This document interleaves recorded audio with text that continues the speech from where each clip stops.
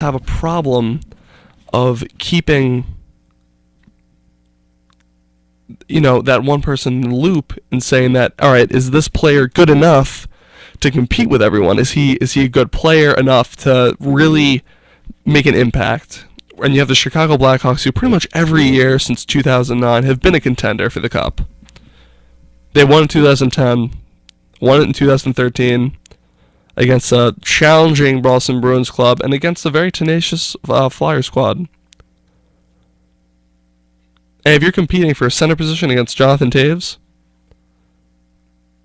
I don't think so. I don't think any of that's happening. And you have all these different spots. I mean, he could play the left wing, he could play the right wing, but I'm just not saying it. I think that going to the New York Rangers, you have more of an opportunity to flourish as a forward. You have Derek Brassard, Martin St. Louis, who is getting up there in age, but I think he's going to be with the Rangers for at least one more year. Carl Hagelin, Ryan Bourque officially made the squad, but who's to say he doesn't make the team? JT Miller, also a big question. But I think when you're looking at Kevin Hayes, he's worth the wait. He's worth putting everything in there and making it work for him to be one of the Rangers' bigger players. The Rangers, especially last year against the Kings, kind of lacked in size. You have Brian Boyle, 6'7", but he does not play at a 6'7" game, folks.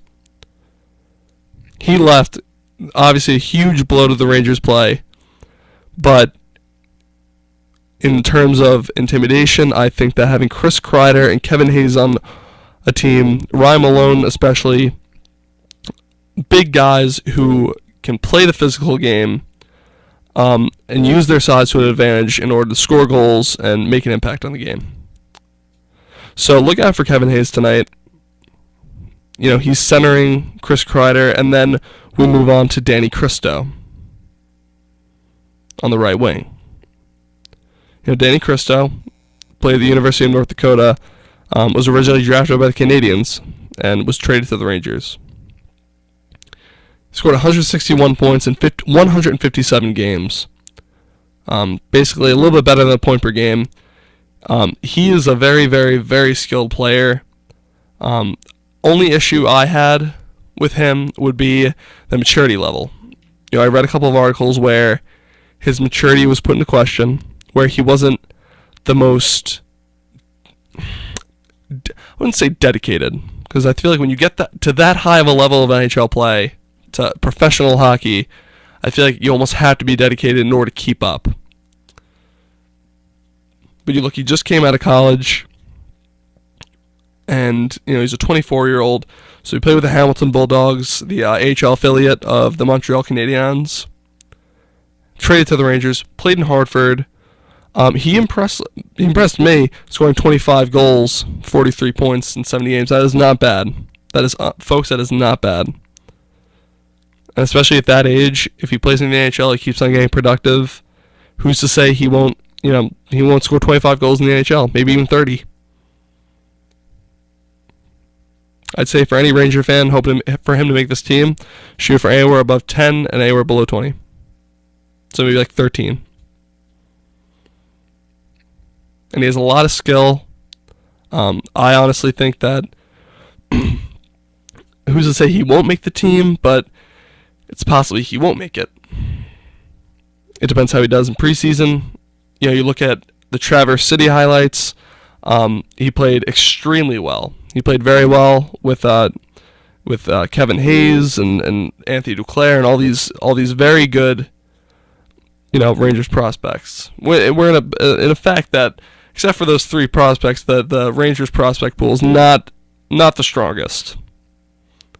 So the second line, you have Ryan Malone, who we talked about, Matthew Lombardi, who also with Chris Mueller, I think are really battling for a position here. They're really battling for a spot to sign, with the Rangers. So is Jesper Fast and JT Miller. You had JT Miller last year, who I like JT Miller. I think he plays a very good game. I think he's physical. Every time I see him, I think he's just playing a fantastic, fantastic game.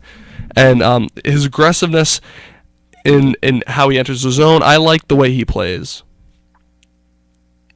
But in JT Miller, you have a player who I think can reach a potential of scoring at a second to third line rate, where I'm not expecting 20, 30 goal outbursts from JT Miller. I'm going to be honest. But let me just say this. Last year, he was in and out of the lineup, played a solid game, went down to Hartford, and played his butt off, and went up to a Rangers team that, in my opinion, I didn't think they were going to make the Stanley Cup final. I think that he was somewhat of a dark horse to really be in that squad. But, last season, or the season before last season, the 2012-2013 season, he scored 2 goals and 2 assists, 4 points in 26 games, but that's coming from Hartford. Connecticut Whale that season, had 23 points in 42 games. Came back this season, played 30 games, a little bit more, kind of just switched on and off. 3 goals, 3 assists, 6 points in 30 games, not very impressive. But then he went to, Hartford, scored 42 points in 41 games.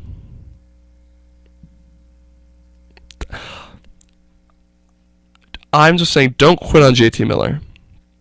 Matt Zuccarello, the leading scorer on the New York Rangers from last year, had basically the same thing happen to him.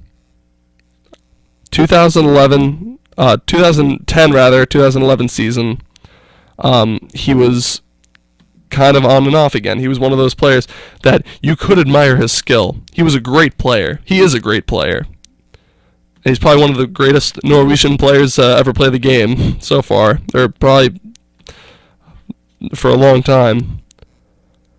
But you look at his first season.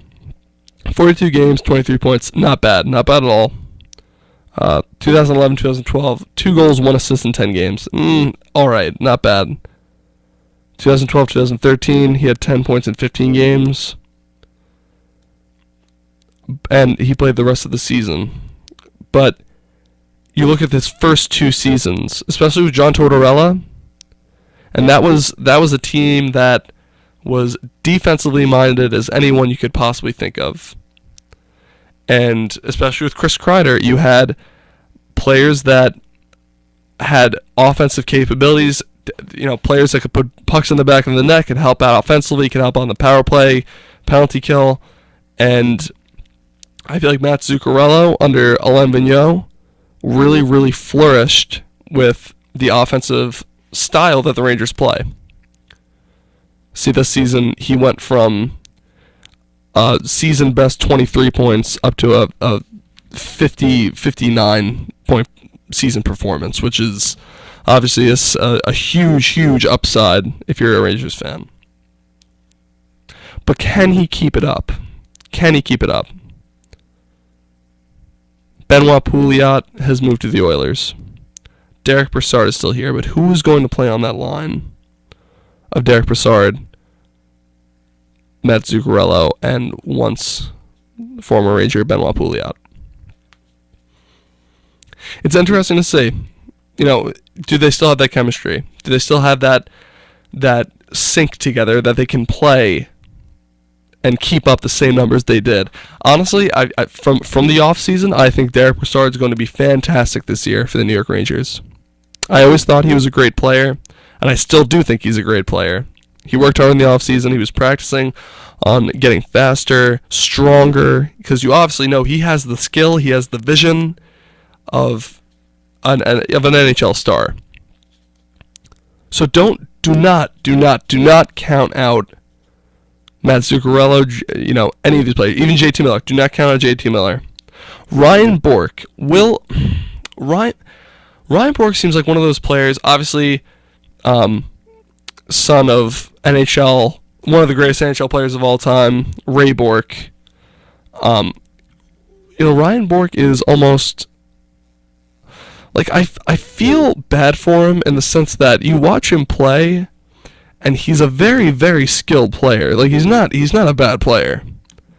But it's a size factor. You're 5'9", and you know who else is 5'9"? Martin St. Louis. He is a small player, but he plays at a 6'1" mentality. Like he'll play and he'll score goals. He played at Vermont and kind of got left in the dust there. But Ryan Bourque's numbers are not bad. You have all first of his 2 seasons in Quebec with the Remparts in the Quebec Major Junior League. Scored 43 points rather in his first 44 games.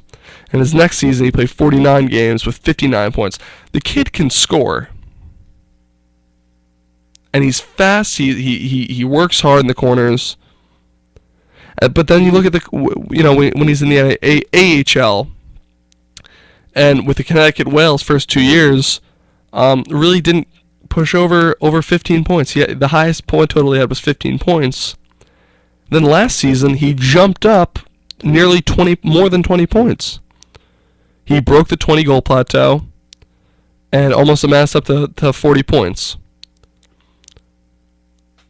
So I'm just curious to see if Ryan Bourque does well in his preseason. One, it will prove to the Rangers coaches he can play in the league, obviously. But you have to be aware of the fact that obviously the AHL and the NHL are different. It's a different style play. And the AHL is a minor league affiliate. You have the big boys in the NHL. Can Ryan Bourque keep up with them? I don't know. For all I'm hoping, I hope he does. Because I think Ryan Bourque is a great player. I think he can help the Rangers in any way possible. But can he keep up the same play that he once did back in the Quebec Major Junior League? And especially last season. Defensive pairings, Mark Stahl and Dan Boyle. I think Dan Boyle is going to be paired with Ryan McDonagh for the season. That's just me. I think of anything Ryan McDonagh has to improve upon, it's his offensive production or offensive ability. We all know he can score, but his confidence could be improved a little bit. Mark Stahl will be a second pairing. I do not know who with, though. But we have, different. Interesting topic is the Dylan McElrath prospect for the New York Rangers. And a little bit of controversy on whether the Rangers should have picked him. Back in 2010, it was a time where the Rangers could use a big, bad body, hard-hitting defenseman who can intimidate players, won't put up with anyone. Dylan McElrath is kind of looked up as like a heavyweight back when he was in, his development league. But, he's a big fighter, a big body. But you have to be a little bit skeptical about how he can play in the league, how, his offense and how well he plays will be brought into question. Like, obviously the Rangers will give everyone a chance. And you have, especially from the last season, Anton Strawman, Rangers kind of gave him a shot, and he gave them 3 very, very, very solid seasons with the New York Rangers. Pretty much was dropped off, had a tryout with the Jersey Devils. I think they cut him and then signed with the Rangers, and he, played very solid numbers. He played with Mark Stahl. And, it's just, you have to give every defenseman a chance. Obviously, I think Dylan McElrath is a little bit more of an intimidation factor rather than Strawman, who is a little bit more offensive-minded. But we'll see. We'll see what happens. John Moore is going to make this team, obviously. Hopefully this season he will have a little bit more of an offensive-minded... Well, he is more offensive-minded, but he needs a little bit more discipline defensively. I think he'll be a very worthy attribution on the on the power play. You have a defensive core for the Rangers that is pretty solid. It's not bad at all. And I'm very excited to see Sam Nora and Mike Koska play tonight and see how they play. And finally, one of the most interesting players from the Traverse City, prospect tournament was Pavel Buchnevich, a 19-year-old from Russia. Obviously, he's not from Minnesota, but Buchnevich, but plays in the KHL and is playing extremely well. He was one of the bigger Rangers prospects that was picked up in the third round. He registered 6 points in like a 9-game span. He had 3 consecutive multiple point efforts, which is just, as a 19-year-old playing in the KHL, obviously I think the KHL, in my opinion, is the second strongest hockey league in the world. And you have, a league that boasts the talents of Ilya Kovalchuk, who played in the NHL for about 10 years and eventually just left the KHL. It's not a bunch of untalented Russians. These guys can play hockey. So if you see Buchnevich posting up really, really good numbers, it's kind of exciting to see for anyone, for especially Ranger fans. It's exciting to see from, I'm giddy about it. You look at Buchnevich, Danny Cristo, Kevin Hayes, Anthony Duclair scored 50 goals in the Quebec Major Junior League. These guys can play. We'll all get a chance to see them. Not Buchnevich, but we'll be able to see, Duclair, Hayes, and Cristo play throughout the years. And as a Ranger fan, I'm very, very excited to see what's going to happen.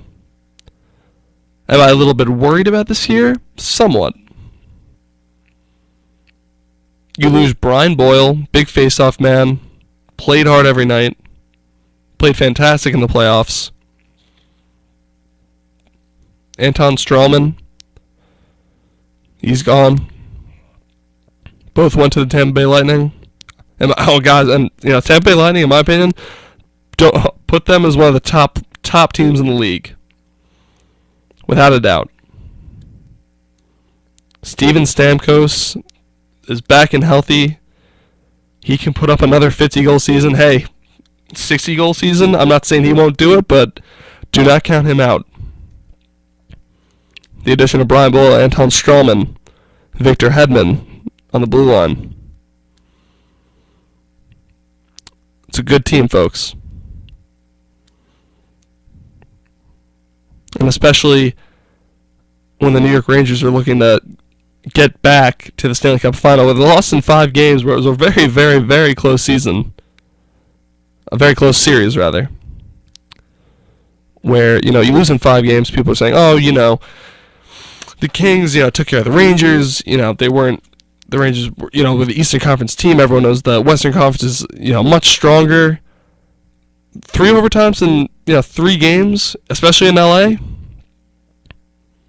The Rangers win 2 of those games. It's a 3-1 series heading back to LA.